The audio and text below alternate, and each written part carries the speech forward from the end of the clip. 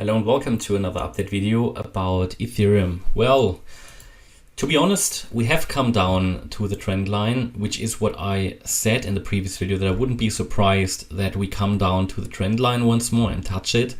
But looking at the chart now, I'm thinking such a deep pullback, shouldn't have really occurred here. So it's making a bit of a bearish impression now. Even though we are still holding the trend line. So we can still give the bullish scenario a chance, but after yesterday's strong move to the upside, profit taking is a bit too strong. And I'm starting to think, we don't need much more, and we'll probably roll over into this area here again, where we had a long entry already twice, which was here, and we might get a third chance to accumulate in this range here between 12.25 and 12.67. Why is that? Well, there is a couple of possibilities how we can count this. So we can still give the bullish scenario a chance, but I would not give it any more a chance as a 1, 2, 3, 4, 5 pattern. The way I would do it is that I say 1, 2, and then this would be another 1, 2 basically. So this is sort of the only way I would, let me just adjust that. This at the moment does not threaten the overall bullish scenario on the chart. We can still give the bullish scenario a chance, but I would then label it here as another 1, 2 setup, and then moving up in 3, coming down in 4 and 5. Roughly like that. And again, I have to move it again to the right hand side. So the problem is basically that after yesterday's pump, and it was a bit of a pump, the price didn't follow through. The price didn't follow through, and in the end, while the subwaves here were 5-wave moves, overall this is not a 1, 2, 3, 4.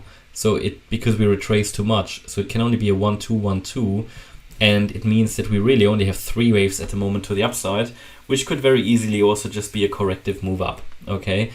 And therefore, I'm getting skeptical. Now we're holding still the trend line, which is fine. It's what I told you in the previous video, that a pullback to the trend line will possibly occur. Here we are. And as long as we're holding the trend line, this can push higher, and I would go with the green count here. So the white count basically, and these subwaves in green, another 1, 2 setup, and then we would need to move up in 3. But again, we really can't drop any lower than this, because then we would violate the trend line. Target for the third wave to the upside I can give you as well would actually be 14.41 here for the third wave. So I would have to move all of this a little bit higher, but just really to sketch out how this could work, right? So you'd be looking really at this 14.40 level. So this is how the bullish scenario still could work out, in my opinion, only really as a 1, 2, 1, 2, or as a bit of a, if all of this is a diagonal.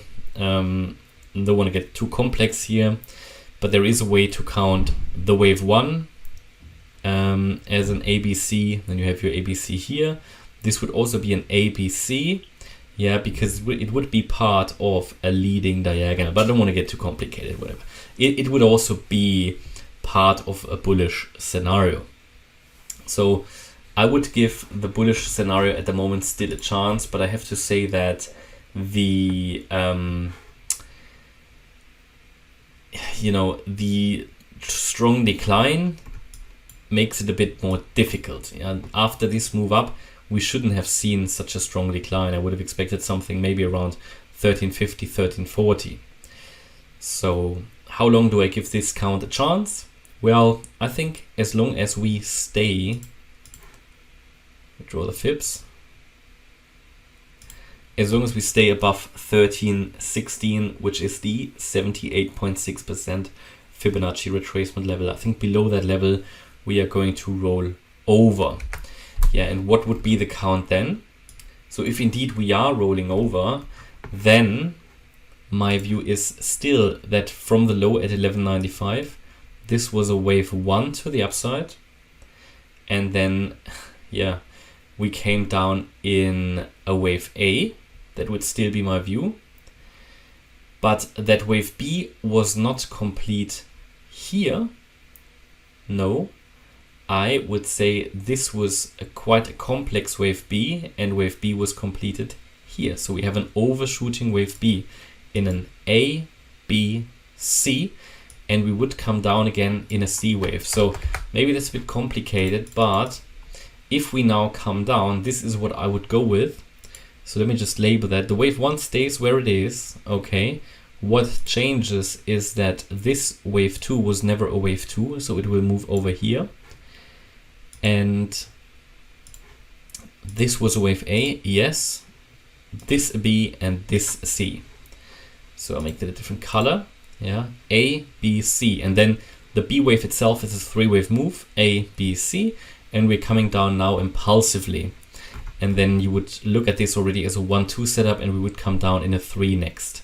So from that point of view, at the moment, it's not entirely clear. As I said, as long as we stay above 1316 now, based on this wave count, I will give the bullish scenario a chance.